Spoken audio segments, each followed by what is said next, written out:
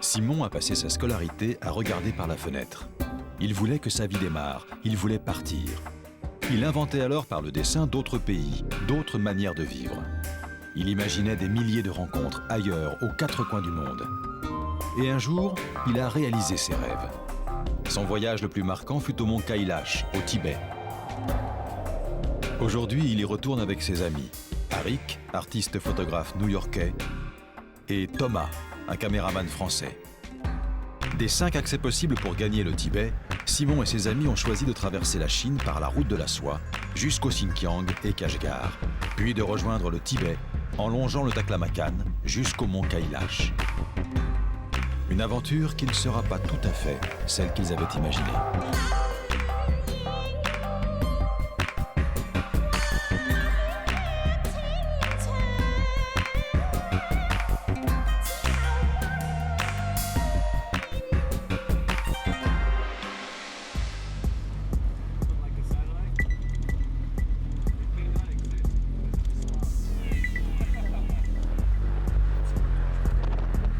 Nous sommes arrivés ce matin dans la capitale chinoise. Nous sillonnons l'immense ville en voiture. Ce qu'il y a à voir se trouve dans le quartier central, autour de la cité interdite, où trône l'immense portrait du grand timonier. Nous sommes heureux d'être en Chine, mais pour le moment, nous ne sommes pas très dépaysés. Artères démesurées, des milliers de voitures, une pollution omniprésente, une ambiance urbaine familière. Pendant 24 heures, nous allons nous imprégner de l'atmosphère pékinoise.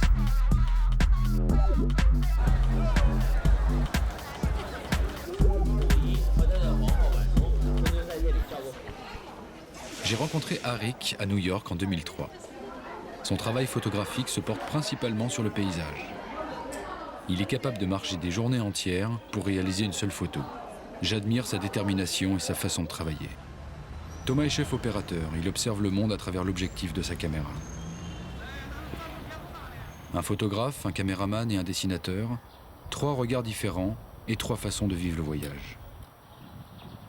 It's been a very strange experience being here. I don't think I really like the city very much. It's a very big, oppressive type of situation where the individual is very small in the scale of the architecture, having to do with communism, having to do with the party, and it's not very intimate. As an artist, I have to believe in the importance of the singular human vision, of the individual having an important role to play in developing culture and ideas. I think maybe perhaps why I find this so difficult here is that the individual's is dwarfed by the scale of the party. It's not important. One person's idea, one person's vision, everything is in service to the greater whole. Après 48 heures de vagabondage, nous décidons de nous mettre en route. Direction la gare centrale, pour entamer les 4500 km de route de la soie qui nous séparent de Kashgar, à la frontière du Tibet.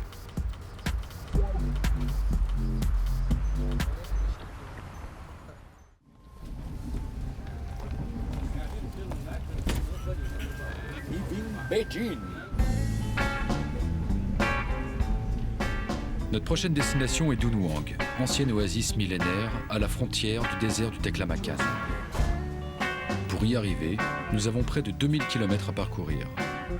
2 jours et 2 nuits seront nécessaires.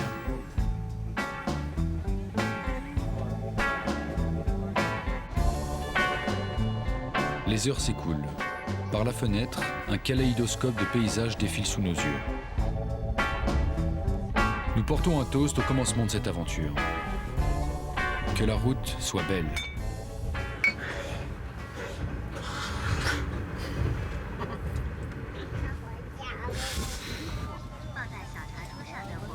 Le train est confortable malgré la cohabitation. Des vendeurs ambulants rompent la monotonie des heures et proposent toutes sortes de marchandises. Nourriture, thé, friandises, cigarettes, babioles en tout genre. Cette femme, par exemple, récite pendant d'interminables minutes les louanges de ce stylo. Mais que peut-elle bien trouver à dire sur ce bout de plastique?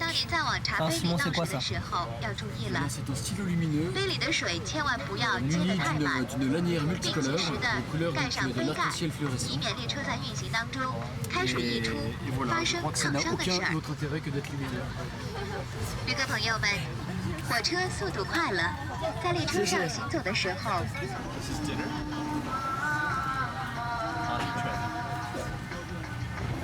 The couchette comes with hot water and a small garbage can. So if you peel back, dump your spices, a little hot water, and away you go. Brilliant.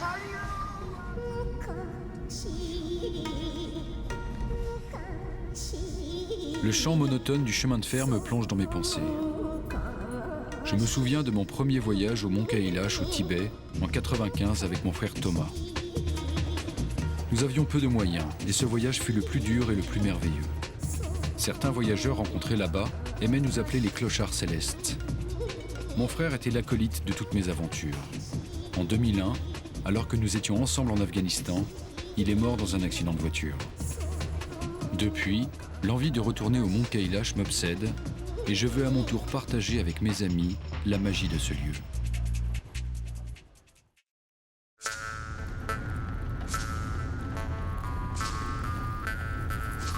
Arrivé à la gare de Dunuang en pleine nuit, nous sommes au milieu du désert. Nous réveillons un chauffeur de taxi endormi pour nous conduire à l'oasis, à 200 km de là, à travers le désert du Taklamakan. Le mot Dunuang me fascine depuis l'enfance. Nous venons voir les grottes des 1000 Bouddhas qui datent du 8e siècle. Plus que quelques heures. Premier pas sur la route de la soie. Elle n'est pas bordée de soie, mais de sable. Arik photographie ses premiers paysages.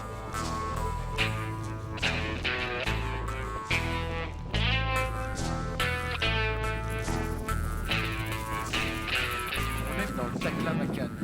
Tu me le redis un coup? On est dans le Taklamakan. Can you hear me?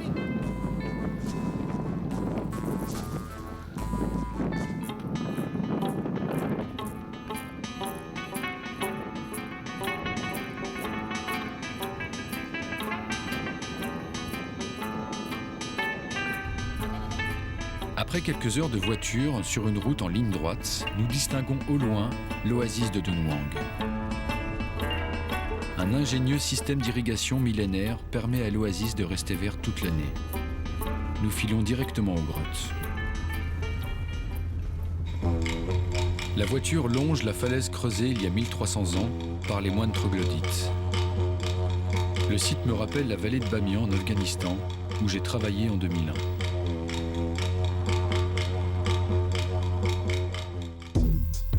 Mais ici, c'est le désenchantement. Je découvre avec effroi que le site a été transformé en parc d'attractions, avec tourniquets, hôtesses et majorettes. À Bamiyan, je circulais librement. Ici, le guide est imposé. Braqué, je préfère en voir le moins possible et garder la magie du nom intacte. La réalité des lieux est dans la poésie, la peinture, l'idée qu'on s'en fait ou les mots pour la décrire. Nous déjeunons dans l'un des nombreux restaurants de cette attrape touriste.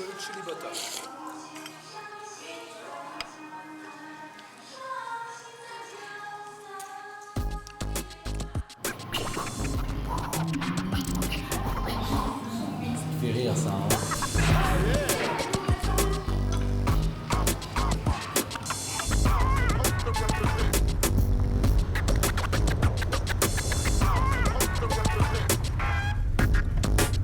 Notre chauffeur, indétrônable optimiste, propose de nous conduire vers une autre curiosité, à quelques heures de route.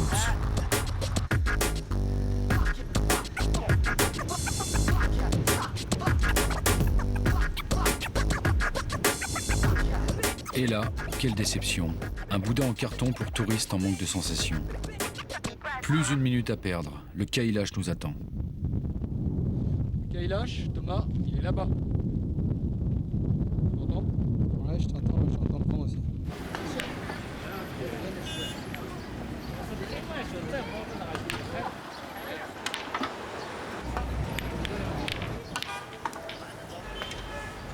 Nous profitons de ces quelques heures buissonnières avant de reprendre la route vers l'ouest et la prochaine oasis de la route de la soie, Turfan. Le chauffeur que nous avons trouvé a une bonne tête. Surprise de modernité, le pare-soleil cache un écran LCD et un lecteur DVD est intégré à la voiture. Un film publicitaire nous vante une dernière fois la splendeur des grottes de Dunhuang. En son DTS.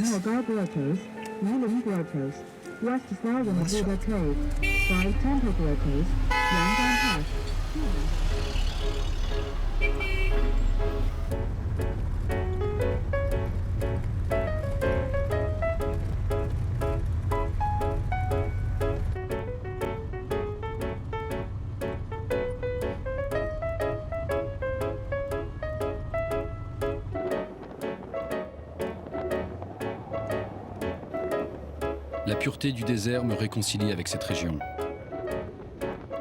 Gengis Khan campait ici il y a 13 siècles. Retour au temps présent.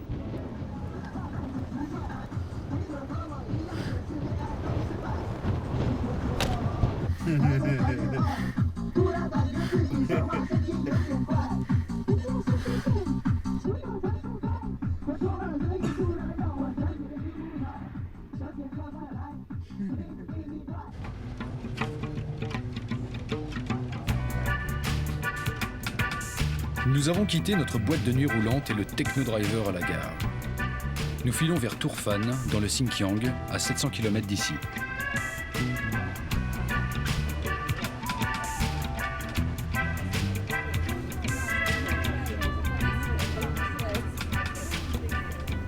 Alors là, on est dans le train et Arik est en train de se prendre la tête derrière avec la contrôleuse. Parce qu'on est assis là, mais notre couchette est là-bas. Et donc ça veut dire qu'elle croit qu'on va dormir là. Les Chinois sont stricts et disciplinés.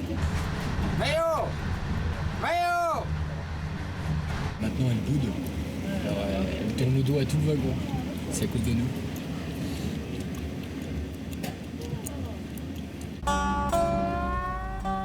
Turfan est notre deuxième oasis de la route de la soie. Nous pénétrons ici dans la province turcophone du Xinjiang. Nous voyons peu de Ouïghours, l'ethnie musulmane majoritaire, et aucune mosquée à l'horizon. Turfan est la ville la plus continentale du monde, c'est-à-dire la plus éloignée de tout océan. Étrange ville millénaire mutilée par le modernisme à la chinoise. Dire que les oasis de la route de la soie me faisaient rêver. Vivement le Tibet.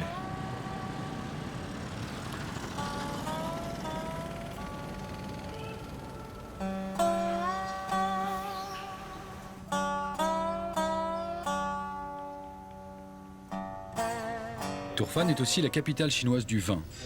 Pour tout amateur de vin, préférez la bière, à moins que l'arrière-goût de Porto ne vous rebute pas.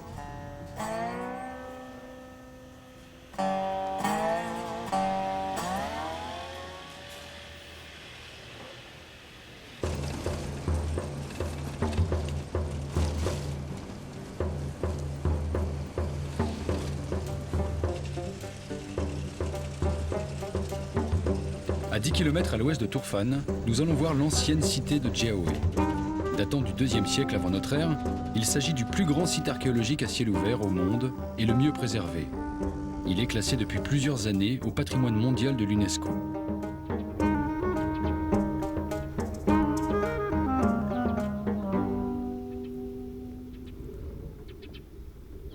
La cité est un oppidum ou une acropole. Une ville élevée avec des canyons de chaque côté. Un site défensif naturel. La large vallée en contrebas profite des alluvions des Tian Shan, les montagnes du ciel, toutes proches d'ici.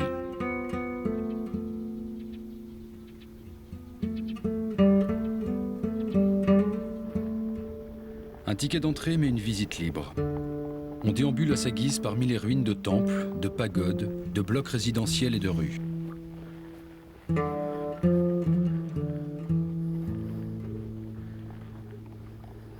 Le site poursuit son érosion lente sous le soleil et les étoiles depuis plus de 2000 ans.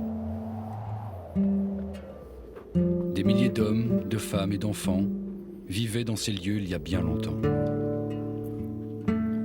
Dans le souffle du vent, je devine les bribes de ces murmures oubliés. Le silence est habité.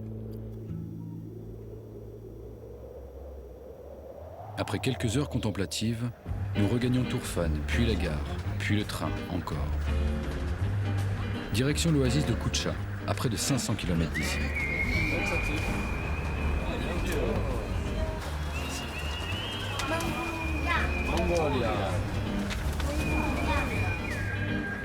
Nous sommes au cœur de la célèbre route de la soie. Entre la Chine et l'Occident, par l'intérieur du continent, il y a d'immenses déserts, le Taklamakan ou le désert de Gobi. Au milieu de ces déserts très arides, de gigantesques montagnes réussissent à condenser le peu d'humidité qu'il reste dans l'air. Au pied de ces montagnes, un itinéraire naturel, la route de la soie, qui passe d'oasis en oasis. Ces oasis s'appellent Kashgar, Turfan, Dunhuang, Samarcande ou Bukhara. Ce qui est important dans l'expression route de la soie, c'est le mot route. La soie n'est qu'un élément parmi bien d'autres ayant circulé ici.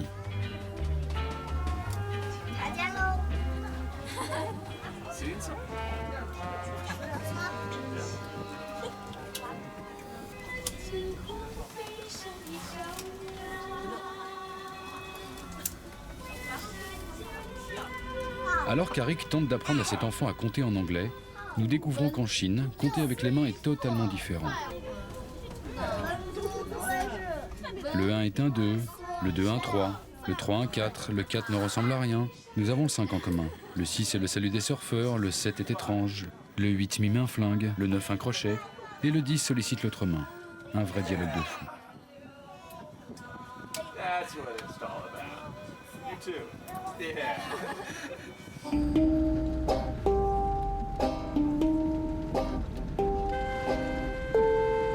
Le lendemain matin, nous arrivons à Kutcha. Je regarde la tête des gens, et à part l'armée d'occupation chinoise et les colons Han, je ne vois que des barbus, des enturbanés qui n'ont rien de chinois. En effet, à Kutcha, je suis plus près de la Méditerranée que de Pékin. Ces barbus sont des Ouïghours, turcophones et musulmans. Nous sommes dans l'Asie centrale chinoise, longtemps appelée le Turkestan chinois. Turkestan, c'est le pays des Turcs.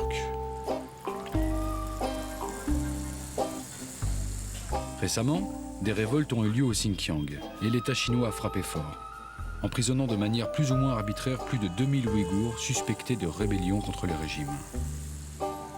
Le pays ouïghour est comme le Tibet, une région autonome où les Chinois pratiquent une colonisation de peuplement.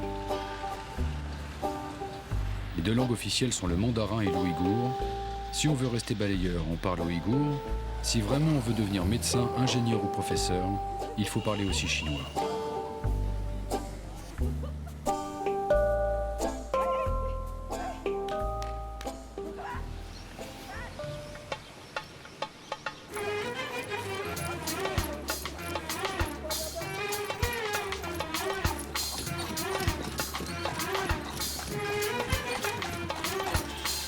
Ici, les modes de transport sont variés. Au choix, calèche, rickshaw motorisé, taxi et encore mieux, les pieds.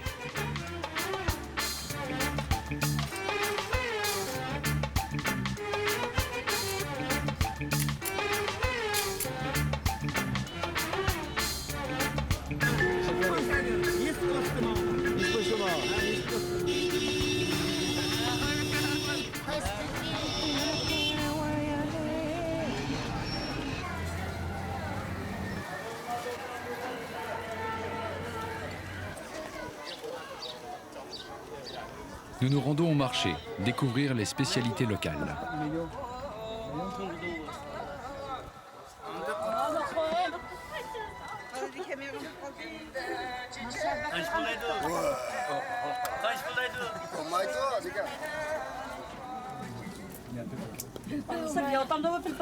Ah, great. Cardamom. A little pepper. Ici, on trouve de There's tout. ginger. Des fruits secs, quelques épices, des reptiles séchés, s'il vous plaît.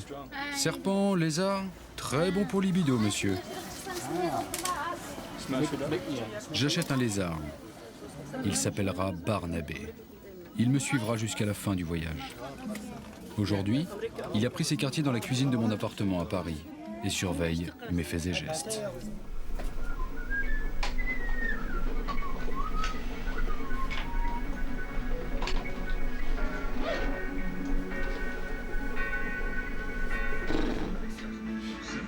Barnabé est un peu vexé d'avoir quitté son étalage pour 3 blancs-becs. Grognon, il scotche devant la télé. For today's culinary experience, we're going to be making powdered snake and lizard tea. Now, this is a very special tea passed down for generations in my family, and when I like to make snake head powdered and lizard tea, I like nothing but the freshest ingredients, and the Kusha market has been the best place to find all of that stuff. Cardamome, poivre noir, anis étoilé, gingembre frais, clou de girofle, cannelle, thé, sucre et poudre de lézard et de serpent frais. Messieurs, voici la nouvelle recette de la boisson énergisante Made in China.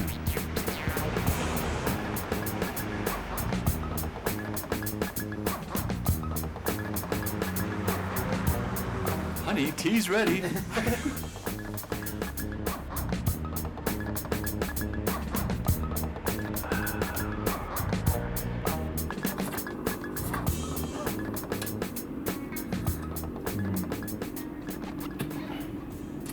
Make me strong.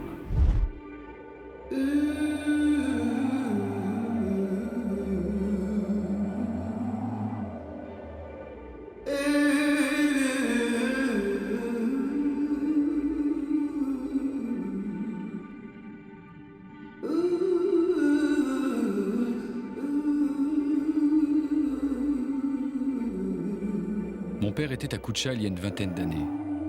Il m'a indiqué l'endroit sur une carte.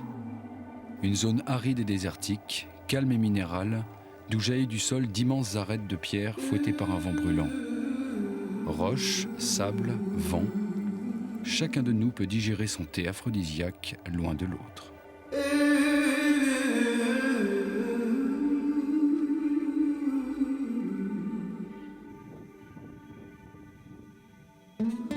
Je trouve un paysage à dessiner et me concentre quelques heures sur un sujet complexe.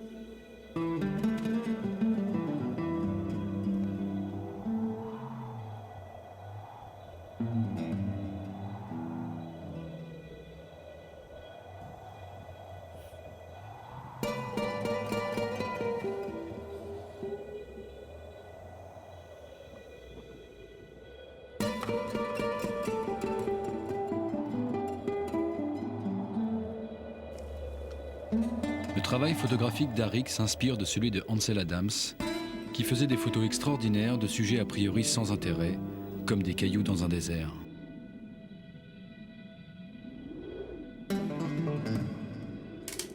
Dans ce décor aride, il a tout le loisir de s'exercer dans ce domaine où il excelle.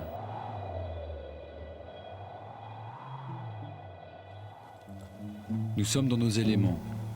Les seuls habitants que nous croisons sont des congénères de Barnabé et une chèvre morte. Après quelques jours d'errance, nous regagnons Kutcha pour prendre le train direction Kashgar, à l'extrême ouest de la Chine.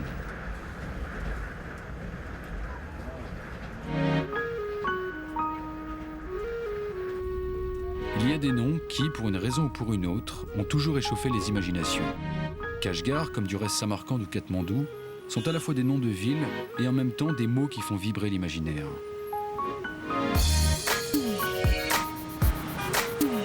Kashgar signifie la caverne de jade. Son nom m'évoque les grands explorateurs du 19e et du début du 20e siècle qui étaient pionniers dans ces espaces mystérieux, presque inaccessibles à l'époque pour les Européens. Une fois encore, le vieux Kashgar est grignoté par la vision urbaine imposée par Pékin.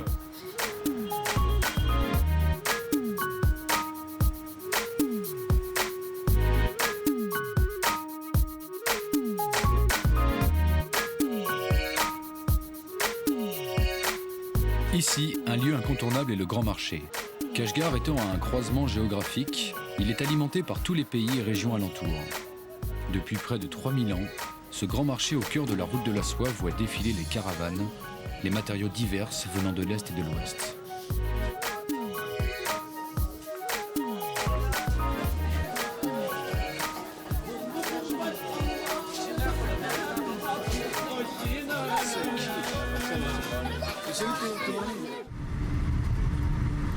Le marché aux animaux, qui traditionnellement faisait partie du grand marché, a été déplacé à 10 km de la ville. Nous nous y rendons.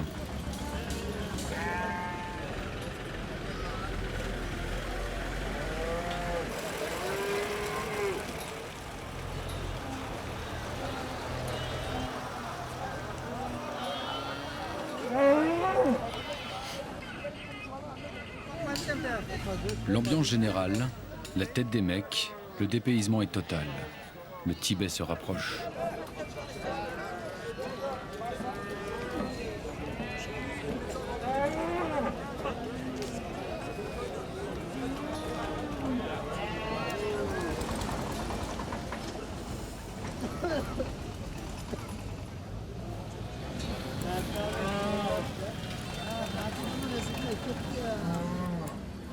Avant d'attaquer les hauts plateaux désertiques du Tibet, je décide d'aller chez le barbier.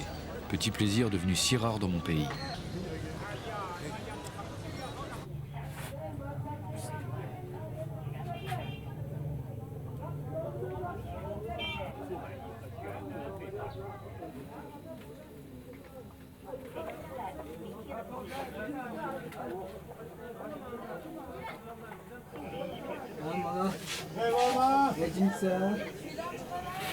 You look much younger.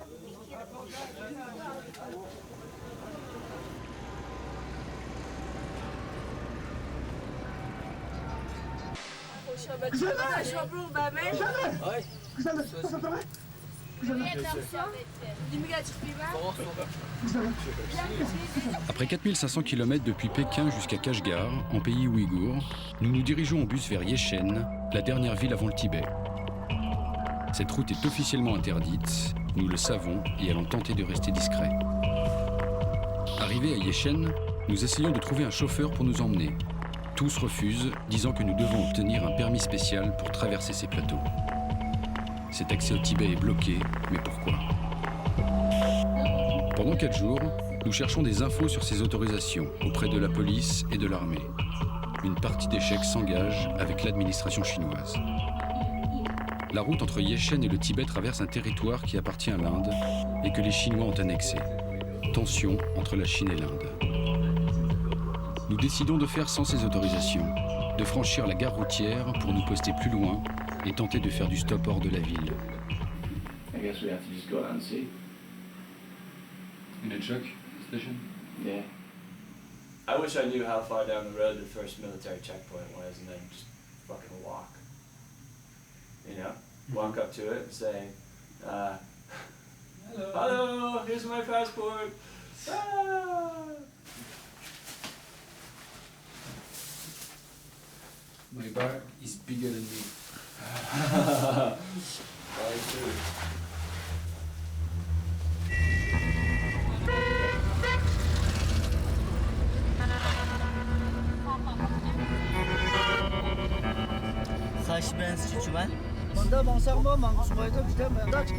Nous ne sommes pas encore arrivés à la gare routière qu'un policier nous arrête. Nous comprenons pourquoi aucun chauffeur n'a accepté de nous emmener. Les chars affluent et l'armée chinoise se positionne sur cette route stratégique. La situation géopolitique tombe comme un coup près. Nous n'entrerons pas au Tibet. Mon rêve tibétain s'évanouit.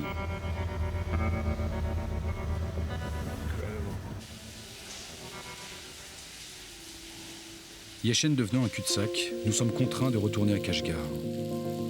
La météo s'est jointe à notre humeur. Il pleut depuis notre retour.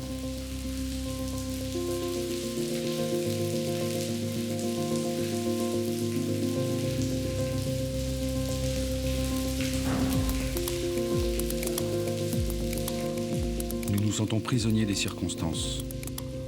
Comment sortir de cette impasse et réinventer un nouvel horizon à notre voyage ?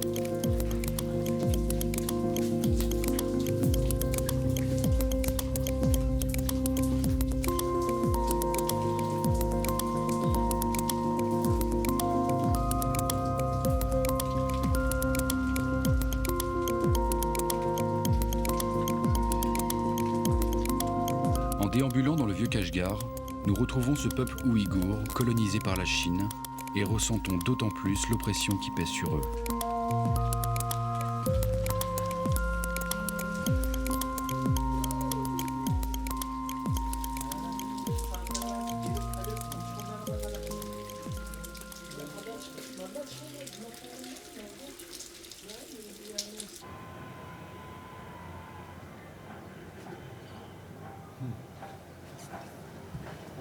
Kailash is 1,000 kilometers that way, and we are stuck here,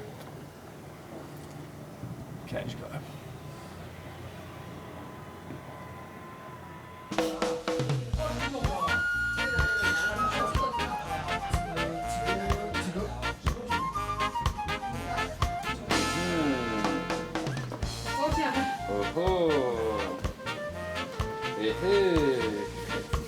Ce petit restaurant deviendra notre cantine. Tenu par 2 colons Han, leur préparation est mystérieuse, mais le résultat aurait pourtant ravi plus d'un grand chef.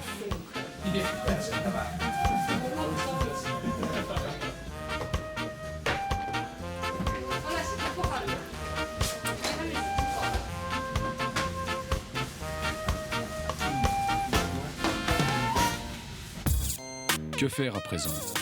Je suis tenté de rejoindre la Karakoram Highway au Pakistan, pays voisin. Arik n'est pas chaud. Nous avons envie de mettre à l'épreuve notre matériel de haute montagne. Nous décidons d'aller vers les Kangorshan et le Moustagata dans le Pamir. Le moral revient. Adieu, Kashgar.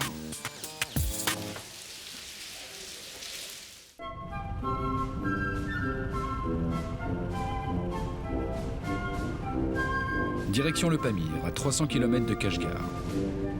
La route grimpe vite à plus de 3500 mètres d'altitude.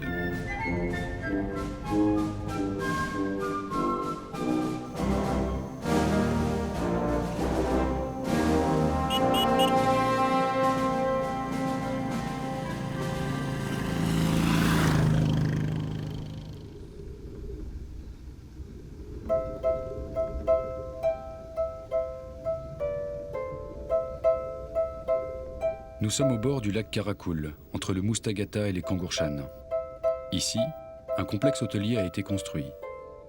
Il est possible de se loger dans des yourtes, boire un café ou manger dans un petit restaurant.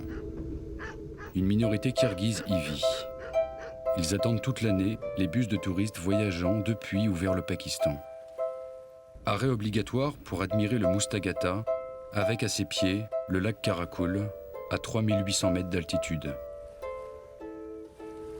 L'atmosphère est surréaliste, comme si le temps s'arrêtait entre 2 salves touristiques. Kirghizes, chameaux de Bactriane, chiens, chevaux, tous attendent qu'un groupe de voyageurs redonne un peu de vie à ce lieu hors du temps. Entre l'ex-Turkestan russe et l'actuel Turkestan chinois, il y a comme une anomalie géographique.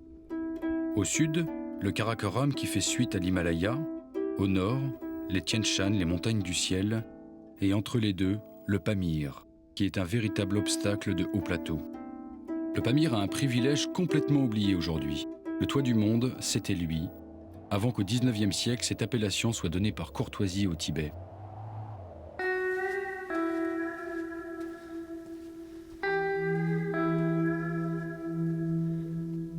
Pour cette première journée, nous nous éloignons des quelques baraquements.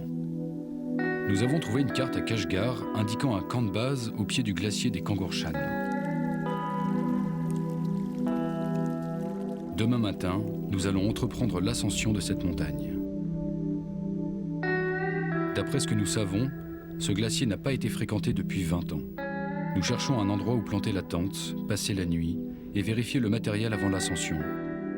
24 heures seront nécessaires pour nous acclimater à l'altitude.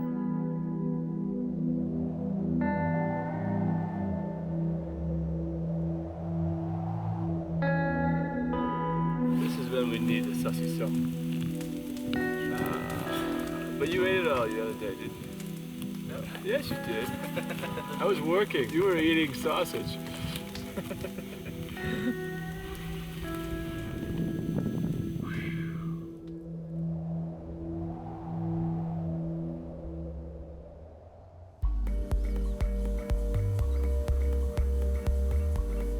« 15 km de marche et 2000 mètres de dénivelé nous attendent pour rejoindre le glacier. Thomas a le mal des montagnes, il ne nous accompagnera pas.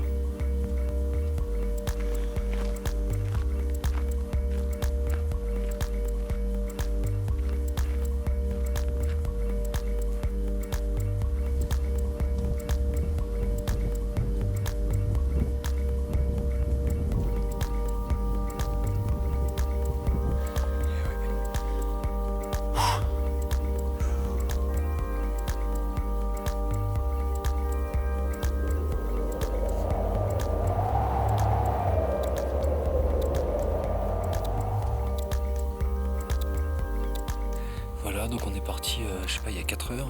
On a grimpé de 1000 mètres. Et j'ai les doigts qui gonflent, j'ai le cœur qui baville, j'ai du mal à respirer. Et je sais pas si on va y arriver parce que on n'a pas eu tellement le temps de s'acclimater à l'altitude. Mais bon, on continue et si ça va pas, on descendra.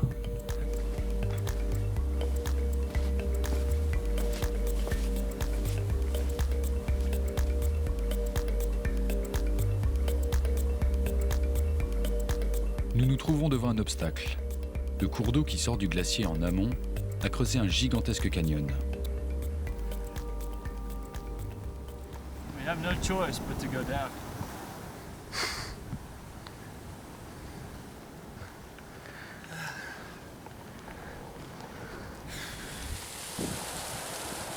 Bon alors on va pas descendre la falaise parce qu'apparemment c'est dangereux. Là il y a un yak qui s'est cassé la gueule et qui s'en est pas sorti. Donc on va remonter. Il a dû tomber de là quoi. Bim bim bim bim bim bim bim. Nous contournons l'obstacle par le haut. Nous sommes dans la moraine jusqu'au cou. En hiver, le glacier avance et en été il recule. Lorsqu'il se rétracte, il laisse derrière lui un amalgame de rochers de toutes les tailles et de terres très instables, formant ainsi la moraine. Un terrain très risqué pour les chevilles, où l'on risque l'entorse à chaque pas. Which way to go?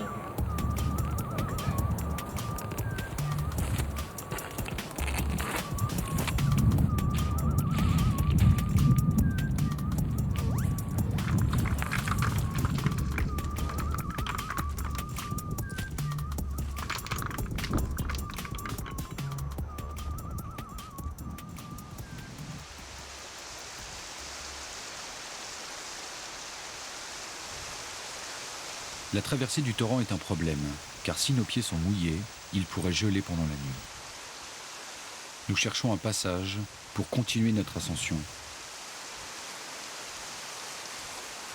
Ça a l'air impossible de traverser. On traverse de la neige, mais il y a un torrent en dessous. On ne sait pas si ça va être moi.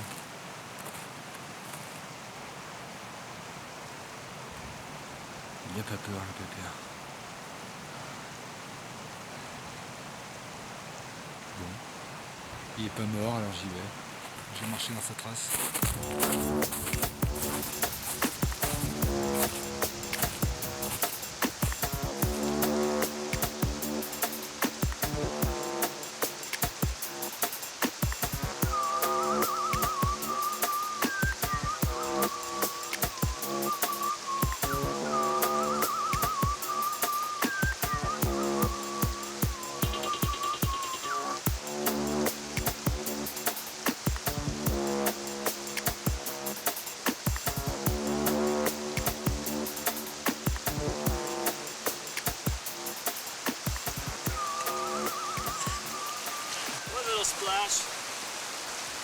Splash. Not bad. Nous avons marché pendant 13 heures, 12 kilomètres parcourus. Demain, nous devrions toucher au but. Nous plantons la tente à 4100 mètres. En face de nous, les dernières lueurs dorées caressent les flancs du Moustagata.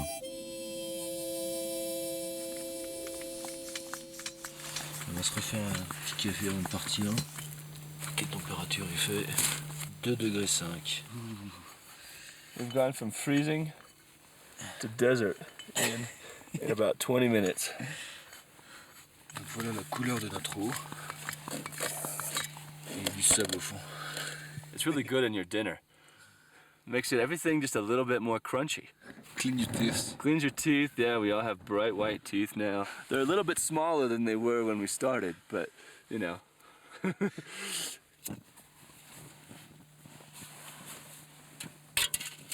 This is the Kangarshan Hilton right here. The sun just came out. It's gonna be a beautiful day. Just trying to follow that line all the way up to base camp on our fine photocopied map. There's no maps in Kashgar for some reason. We don't know why. So here we are in the Himalaya. It's freaking huge out here. 1 centimeter is 1 kilometer. So you look outside, you see a glacier, you think, oh, that's right over there. It's not very far away. Then you read on the map that the glacier is actually 5 kilometers long and just about 2.5 kilometers wide. Okay, it's a very beautiful glacier. It is also a long, long ways away. And we're walking over what is apparently the face of the moon. It's Mordor out here. They could have shot the Lord of the Rings right here if this wasn't in China. So here we are, like Frodo and Sam, struggling across some like alien landscape, trying to get somewhere. Même sur le toit du monde, la pollution industrielle nous rattrape. Et nous sommes témoins du nuage qui se forme chaque matin sur la vallée du Moustagata.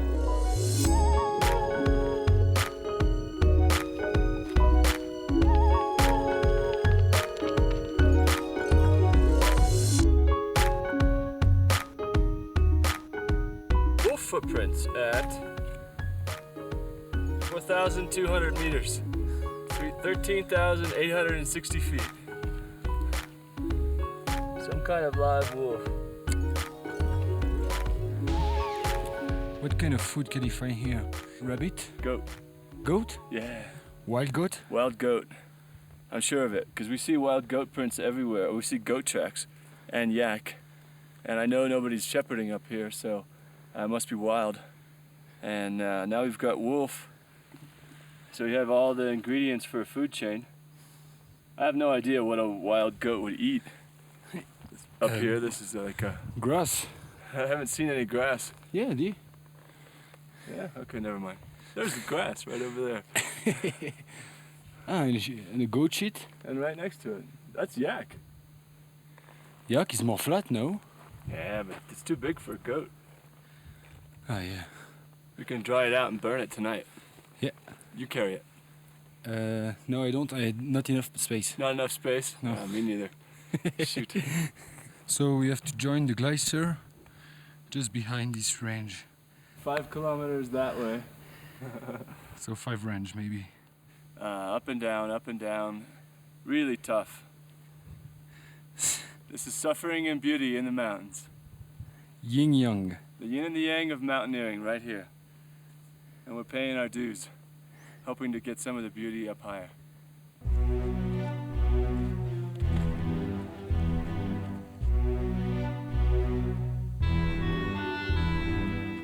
Ça fait 2 jours qu'on a l'impression de se rapprocher de ce glacier. Et là, il a l'air moins loin.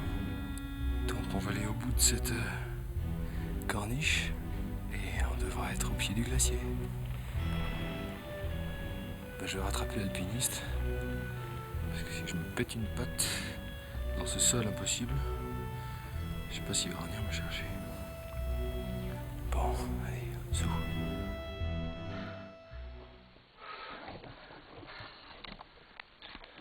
Okay. I don't know what to do either. Hold on. Alright. Bon. Là, je viens de me déboîter l'épaule. Okay, have a seat.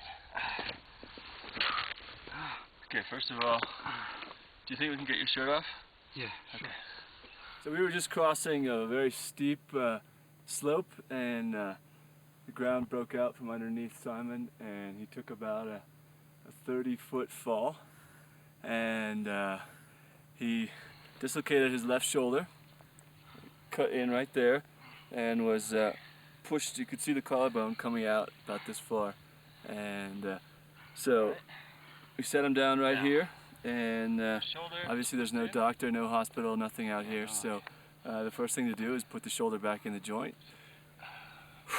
which is not a very fun thing to do. So took his shirt off, assessed everything, and then I grabbed his arm and just raised it up, and with a sort of a grinding pop of cartilage and muscle, you can hear it pop right back in.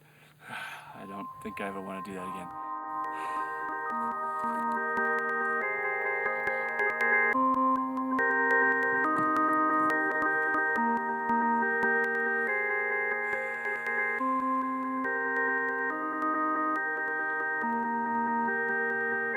On va pas continuer vers le glacier. On va peut-être camper ici et puis redescendre demain. Parce que je suis à moitié blessé quand même maintenant.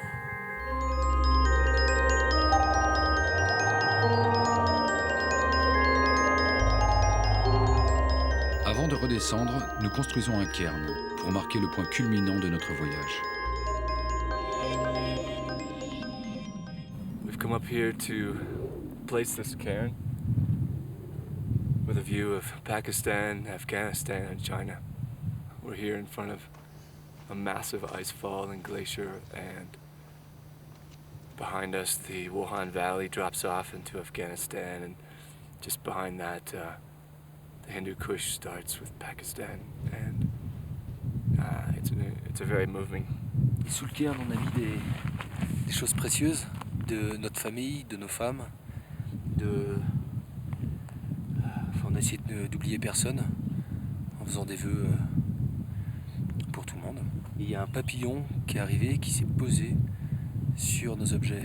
Et là, on est à 4200 mètres, ou 300, et on n'arrive pas à comprendre avec Arik comment un papillon puisse vivre ici. Donc j'avais déjà eu la même chose dans un cairn que j'avais fait en Afghanistan, à l'endroit où mon frère était mort. On avait fait un cairn et il y avait aussi 2 papillons qui nous suivaient toute la journée. Donc il y a quelque chose un peu de magique.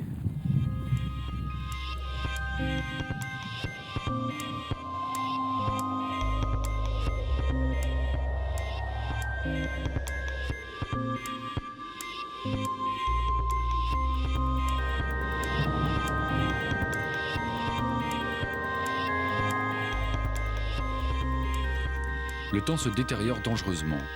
Nous devons redescendre au plus vite pour ne pas être coincés dans la moraine sous l'orage. Donc voilà, on descend.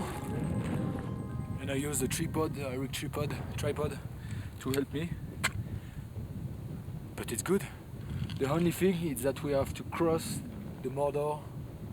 On a peut-être 2 kilomètres à travers de la caillasse comme ça, qui rend la marche vraiment difficile.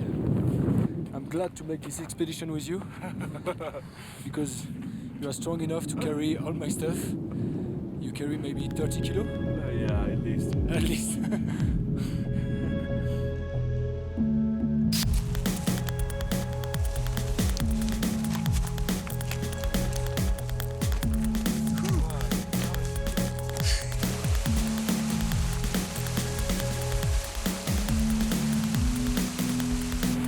Felt our first drops. We still have a long way to go, about 10 miles, and it's pretty rugged.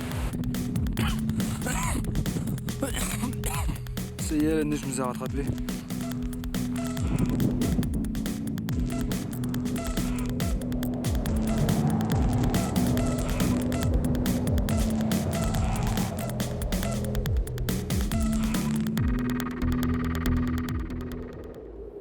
We are back in the desert, safe for the time being. We outran that storm, we just caught the tail end of it. We're exhausted. I can't believe Simon was able to move as much as he did after dislocating his shoulder and having it reset, and then we basically had some really tough terrain to cover.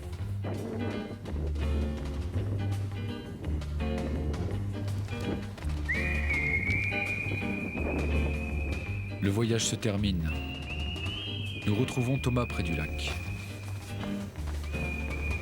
D'une montagne à l'autre, nous regardons une dernière fois vers le Kailash interdit.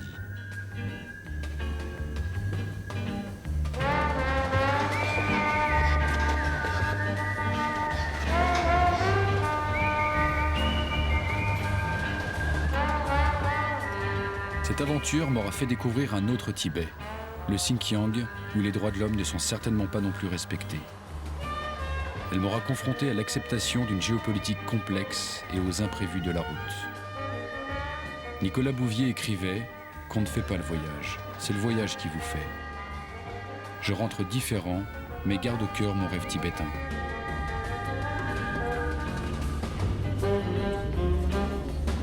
We came to China with expectations of what we would find. Our journey down the Silk Road has taken us outside of the China that I know from the pictures I have both made and seen, and into a China that is recognizable from its connections to other cultures within the Muslim world. From somewhere within this contradiction of expectations and reality, these images emerge. The promise of such travel is always that you can reinvent or find yourself in such strange and wonderful places. But the reality is that you bring yourself along, and your own histories color your eyes and shape your vision. The traveler faces the challenge between expectation and reality, and is changed. We not only see the world, but are brought to see the limits of our own eyes. For the photographer, this does not end with the journey itself, but continues with the editing, and even now with the showing of the images. Turn the music on.